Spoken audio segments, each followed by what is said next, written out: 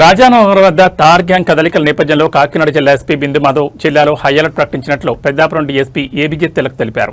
ఈ సందర్భంగా Peddapuram sub division పరిధిలో ప్రత్యేక భద్రతా చర్యలు తీసుకుంటున్నట్లు డీఎస్పీ వెల్లడించారు.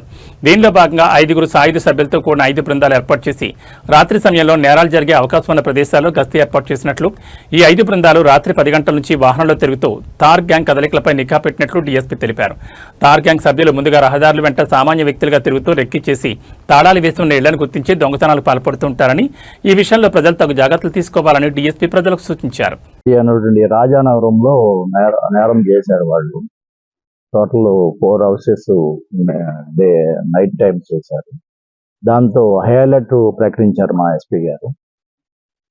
ఆ అలర్ట్ లో భాగంగా ఈ ఆర్మ్డ్ పెట్రోలింగ్ అని ఒక 5గురికి వెపన్స్ ఇచ్చి, ఒక వెహికల్ ఇచ్చి హైవే మీద అవని ఈ నేరాలు బాగా జరిగే ప్లేసెస్ మనకి ఏడీబీ రోడ్డు అటు హైవే మీద టోటల్గా 5 టీమ్స్ మేము ఫామ్ చేసి డైలీ రాత్రి 10 గంటల నుండి స్టార్ట్ చేసి ఉదయం 5 గంటల వరకు, అంటే వాళ్ళు చేసే దార్ గ్యాంగ్ చేసేది ఏంటంటే ఫస్ట్ రక్కీ చేస్తారు.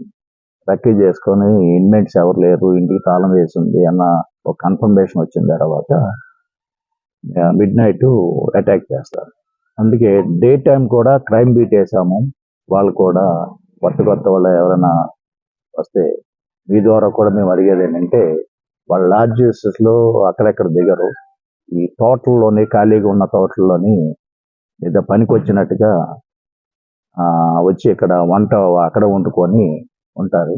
కాబట్టి అలాంటి వ్యక్తుల గురించి ఏవైనా ఆచూకీ తెలిస్తే మాకు తెలియజేయవలసిందిగా కోరుతున్నాం.